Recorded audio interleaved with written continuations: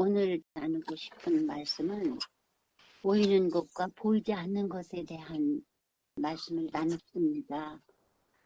보이지 않는 세계가 잘 준비되어야만 보이는 세계의 주인이 될 수 있다고 하는 엄연한 사실 앞에 우리가 매일 살고 있습니다. 보이지 않는 요소들을 잘 개발을 시키고 그랬을 때 그 보이는 것을 또 만듭니다. 또 보이지 않는 세계의 활용으로 인해서 현대 그 문명이 탄생이 되고 또 계속 발전하는 것을 보고 있습니다. 또 보이지 않는 것이 보이는 것을 지배하고 있는 실체를 만드는 그와 같은 한 세대에 우리가 살고 있습니다. 보통 말하기를 보이는 것은 형이 하악이요 보이지 않는 것이 형이 상악이라 그렇게 말을 하고 있죠. 보이는 것, 물질들, 또 보이지 않는 것, 말씀, 시간, 마음의 생각, 지혜, 믿음 이런 것들. 제가 오늘 주제 말씀으로 고린도후서 4장 17절, 18절의 말씀을 먼저 읽겠습니다. 우리의 잠시 받는 환난에 경한 것이 지극히 크고 영원한 영광에 중한 것을 우리에게 이루게 함이니 우리의 돌아보는 것은 보이는 것이 아니요 보이지 않는 것이니 보이는 것은 잠깐이요 보이지 않는 것은 영원함이니라. 그 다음에 요한복음 14장 1절에서 3절에 있는 말씀, 이 두 말씀이 주제 성경 말씀이 되겠습니다.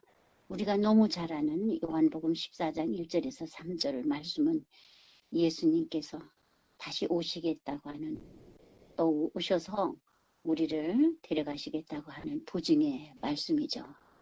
너희는 마음에 근심하지 말라.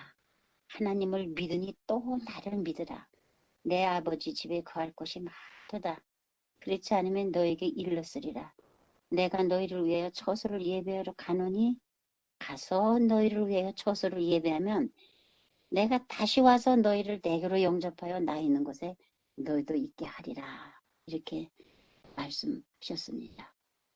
오늘 이 요한복음 14장 1절에서 3절에 있는 말씀 가운데 보이지 아니하는 것들을 우리가 어떻게 잘 이 땅에서 있는 동안에 실천할 때 실체, 우리를 위해서 쳐서 맨션을 만들어 주시겠다고 하는 실체를 만질 수 있는지 참 이 말씀을 잘 곰곰이 생각을 했습니다.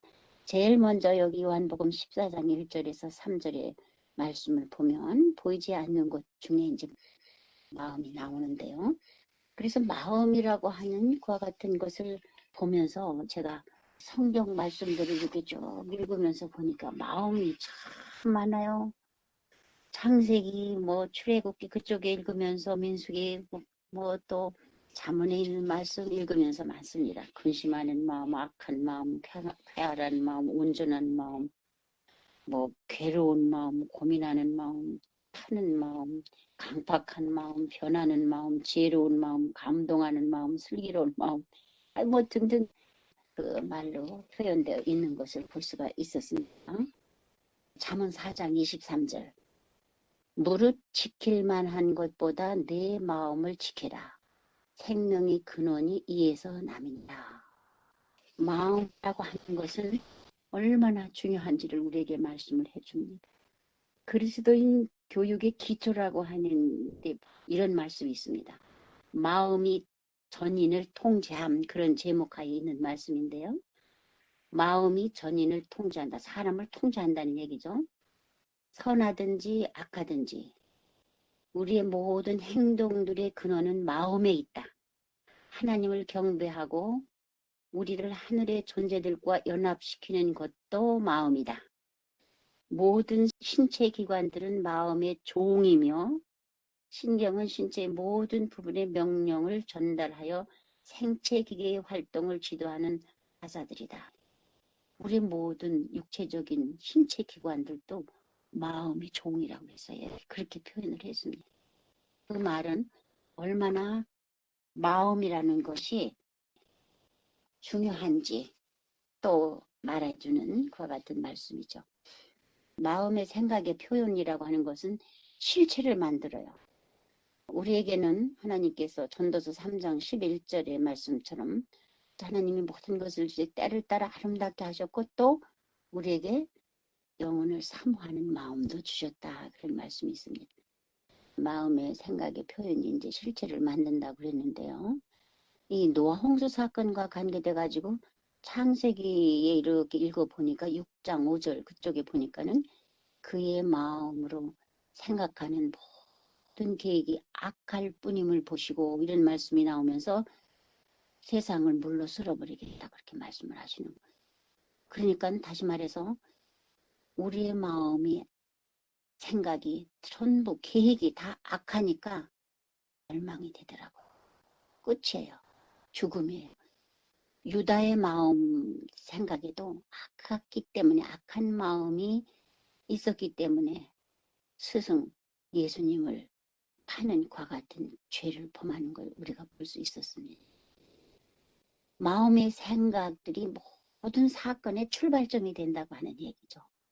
출발점이에요. 마음의 생각이. 그래서 이 마음이라고 하는 것 우리가 가지고 있는 마음이 정말 어떻게 컨트롤 해야지 될지를 우리는 우리 자신 스스로가 할 수가 없어요. 너무너무 광대하고 너무너무 넓고 크기 때문에 사실 마음의 생각에는 거리의 제한이라든지 속도의 제한이 없습니다. 무한합니다.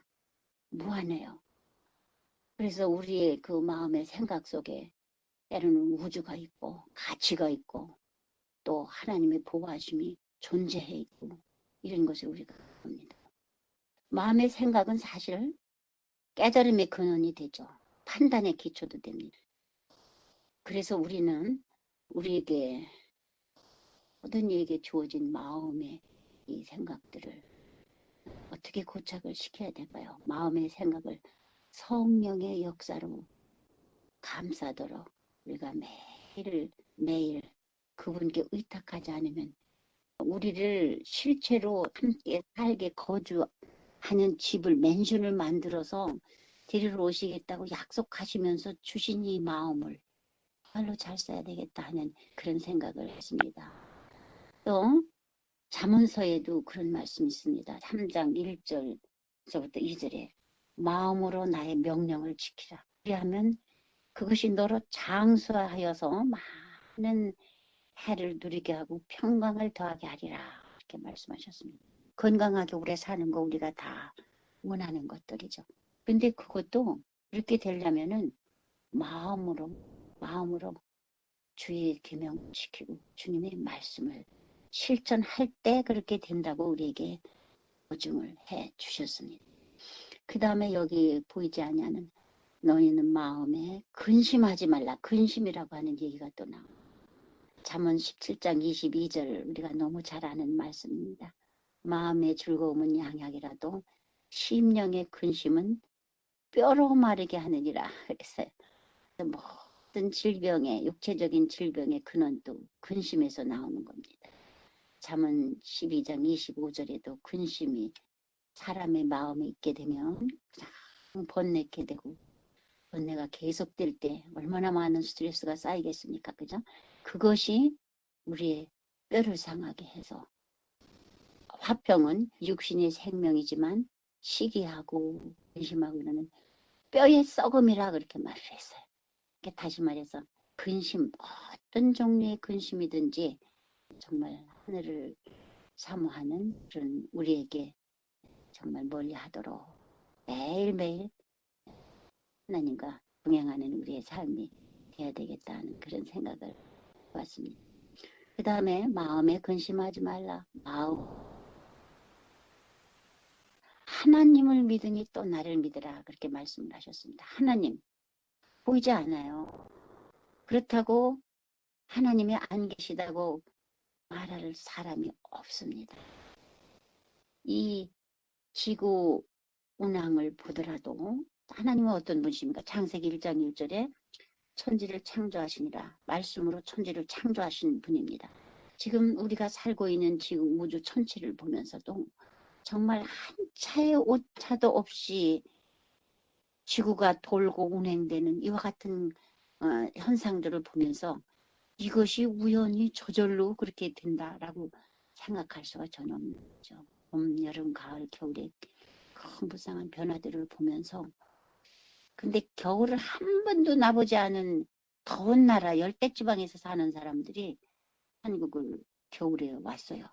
와서 이렇게 보더니 이렇게 나무가 다 특별히 가로수들이 다 거의 뭐 앙상한 나무가 있으면 나무가 다 죽었네요. 그렇게 말을 하더라고요. 그래서 죽은 게 아니라 겨울에 이제 추우니까 이렇게 된 거고 이제 3, 4월이 되면 전부 눈이 나서 싹이 나고 이렇게 꽃이 피고 다 그런다 이렇게 설명했어요.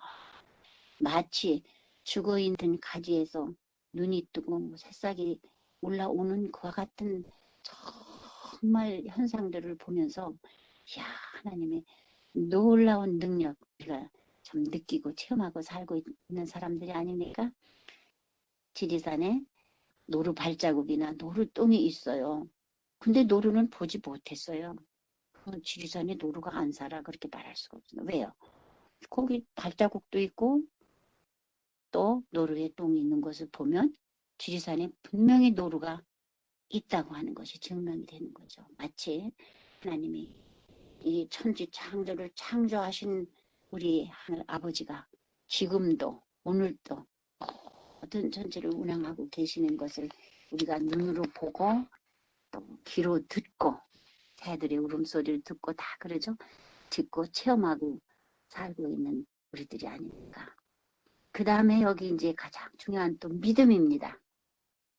너희는 마음에 근심하지 말라. 하나님을 믿으니 나를 믿으라. 믿음이에요. 사실 믿음이라고 하는 것은 실체를 움직이는 원동력이 믿음이라고 생각을 해요. 실체를 만드는 원동력이에요. 실체를 만들어요. 믿음이. 믿음 그러면 히브리 11장 생각하죠. 히브리 11장 1절에 바라는 것들이 실상이요 보지 못하는 것들이 증거라. 바라는 것들이 실체 보여진다 그 말이에요. 그래서 사실 사라가 이제 다 늙어가지고 경수도 끝나고 아들을 가질 수가 없는 그 같은 상태였죠. 그렇지만 사라는 믿음으로 아들을 얻었어요. 믿음은 실제를 만듭니다. 히브리 10장 38절에 보면 오직 나의 의는 믿음으로 말미암아 살리라. 여러분과 나는 사실은 지금 생명이 붙어있는 믿음으로 하나님의 말씀으로 지어진 줄을 우리가 다 아는 이런 것을 눈으로 보면서 살고 있죠. 믿음으로 모든 세계가 하나님의 말씀으로 지어진 그와 같은 것을 우리는 믿고 신뢰하고 매일을 살고 있는 사람들이 그렇게 될 때 우리에게는 초소가 있습니다. 실제죠. 아주 우리는 실체를 잡게 되는 것입니다. 계시록 21장에 가면 어떤 맨션이 우리를 위해서 준비되고 있는지를 자세히 설명들을 하면서 모든 성곽들은 표곡으로 되어 있고 성은 정금으로 되어 있고 성곽 기초들은 각색 보석으로 되어 있고 저는 이 땅에서 그런 보석을 잘 보지도 못했고 만져보지도 못했던 것들입니다. 그렇지만 우리 하늘아버지께서 이 온 우주의 주인이신 하늘아버지께서 우리를 자녀라고 하시고 그 다음에 우리 초소를 예배하시는데 이렇게 휘황찬란한 초소를 예배하고 계신다고 생각하니까 마음이 이렇게 들떠요. 너무너무 좋아가지고요. 그래서 이 땅에서 조금 우리가 어떤 환란이 있을지라도 그거에 비해서 고린도 후서 4장 17절에 있는 말씀대로 우리가 받을 영원한 세금과 비교해서는 그건 극히 작은 것이기 때문에 땅을 사는데 우리가 용기 있게 정말 살아갈 수가 있는 것이 아니겠습니까? 그 다음에 여기 계시록 21장 3절 말씀을 보면 내가 들으니 보좌에서 큰 음성이 나서 가로되 보라 하나님의 장막이 사람들과 함께 있음에 하나님이 저희와 함께 거하시리니 저희는 하나님의 백성이 되고 친히 하나님은 친히 저희와 함께 계셔서 그래서 이제 우리가 보이지 아니하는 이런 여러 가지 요소들을 정말로 실체를 만드는 하나님께 맡기고 또 기도하고 우리의 시간들을 잘 활용하고 했을 때 하나님과 영원한 삶을 사는 실체를 잡는 그와 같은 백성들이 될 수 있다고 하는 이 정말 엄연한 큰 보증을 생각할 때 얼마나 마음이 기쁨을 느끼게 됐습니다. 토스토옙스키라고 하는 그 사람에 대한 책을 읽어보니까 그 사람이 1849년에 러시아 세메노프 광장에서 사형장에 끌려나갔어요. 왜 끌려나가냐면 반체제자로 이제 잡혔습니다. 그런데 이제 사형장에 나갔을 때 사형을 집행하려고는 집행관이 내가 네게 5분을 주겠다. 그래서 5분. 그러면 이 사람이 저요 동료를 생각을 하고 가족을 생각을 하면서 눈물을 줄 흘렸습니다. 그 다음에 조금 있더니 집행관이 이제 3분 남았다 그러는 거예요. 그래서 3분 동안 이분이 어떤 생각을 했느냐면 헛된 세월을 후회하는 눈물을 또 흘렸다고 그랬습니다. 헛된 세월이 지금까지 내가 참 헛되게 하면서 눈물을 흘렸습니다. 그 다음에 1분 남았다 그렇게 얘기를 했을 때 이 사람이 이제 세상에 내가 존재했었다고 하는 그 가치에 대해서 깊이 느끼고 눈물을 흘렸다고 그랬습니다. 그랬을 때 이제 다 됐다. 집행하겠다. 집행하겠다 소리가 나면서 덕덕 하는 소리가 났는데 그때 동시에 큰 소리가 났습니다. 집행을 멈추십시오 하면서 흰 깃발을 들고 어떤 사람이 뛰어오는 것이었습니다. 러시아 황제가 명령했는데 형을 집행하지 말고 유배를 보내라는 것입니다. 그래서 이 토스토옙스키가 이 사람이 이제 죽는 것이 면제가 되고 유배를 갔습니다. 유배를 가가지고 그가 이제 동생께도 편지를 쓰고 지난 날을 돌아보면서 여러 가지 자기들의 실수와 허송세월 했던 그런 것에 대해서 참회하는 그런 글을 보내면서 마치 심장에 피가 흘리는 듯 자기 자신의 반성을 많이 뉘우친 그런 편지를 보내면서 인생은 신의 선물이다. 신의 선물이다. 이런 얘기를 또 하면서 그러면서 모든 순간은 영혼의 행복이었던 것을 내가 조금만 더 젊었을 때 알았으면 하는 한 글 있습니다. 또 그렇게 조금 더 일찍 알았으면 아마 내 인생이 굉장히 바뀌어졌을 것이다. 그런데 그래도 지금이라도 알게 됐으니 나는 지금부터라도 다시 태어나겠다. 이런 얘기를 하면서 이 사람의 발에는 족쇄가 5kg짜리 족쇄가 채워지고 또 글을 쓰도록 허락이 되어 있지 않기 때문에 계속 머릿속으로 외우고 머릿속으로 창작 활동을 계속 외우고 또 생각하고 그랬다. 그래서 이 사람이 사실 4년 동안 그 유배돼 있는 동안에 머릿속으로 생각하고 했던 그 모든 것들을 1881년에 눈을 감을 때까지 유배에서 나와가지고 명작들을 많이 발표했는데 그게 유명한 죄와 벌이라든지 영원한 만남이라든지 백지라든지 이런 아주 수많은 작품을 펴낸 그와 같은 사람입니다. 그러면서 그가 말하기를 나에게 최후 5분이 주어진다면 그 사람은 이렇게 말했어. 2분은 동지들하고 작별하는 데 쓰고 2분은 내 삶을 돌아보는 데 쓰고 1분은 세상을 바라보는 데 쓰겠다 이런 얘기를 했습니다. 다시 말해서 여기서 우리에게 주는 교훈 시간이 얼마나 귀중한지를 이 사람은 강조합니다. 시간은 돈, 생명이고 우리에게 주어진 시간, 생명이라고. 그래서 시간 관리를 할 줄 아는 사람은 지혜로운 사람이고 보이지 않는 시간을 잘 관리를 할 때 또 그런 사람은 인생의 우선순위가 뭔지를 알고 사는 사람. 그래서 인생 관리는 자기 관리인데 어떻게 시간 관리를 하느냐에 따라서 자기 관리를 잘하느냐 못하느냐 하는 기로에 있게 된다고 얘기를 했습니다. 우리가 사실 이 지점까지 우리 신앙들, 우리 믿음들이 오늘날 자유롭게 지킬 수 있는 이런 시점까지, 오늘 이 시대까지 온 것은 와진 것이 아니라, 요즘에 제가 별내교회 요새는 줌으로 새벽 기도를 5시 반에 합니다. 근데 대쟁투 총서를 읽습니다. 지난해는 이제 때 소망을 다 읽고 해마다 몇 권의 책들을 읽습니다. 근데 오늘 아침에 정말 계속해서 종교 개혁자들의 그 헌신된 정말 화영장에 끌려가도 굴하지 않는 그런 장면들을 보면서 마음이 푸근하고 눈물이 힘들고 그런 경험을 자주 하고 그럽니다. 오늘 아침에는 특별히 이제 읽으면서 그 네덜란드 스칸디나비아의 개혁 사업에 대해서 읽는데, 한 번은 가정에서 이제 미사 대신에 가정 예배를 드렸다고 가족 전체가 종교 재판에 끌려 나온 것입니다. 그 사람들이 죄는 은밀한 기도를 했기 때문에 신문을 받는 것입니다. 은밀하게 기도를 했다고. 가서 미사를 드리는데 참석을 안 했다고.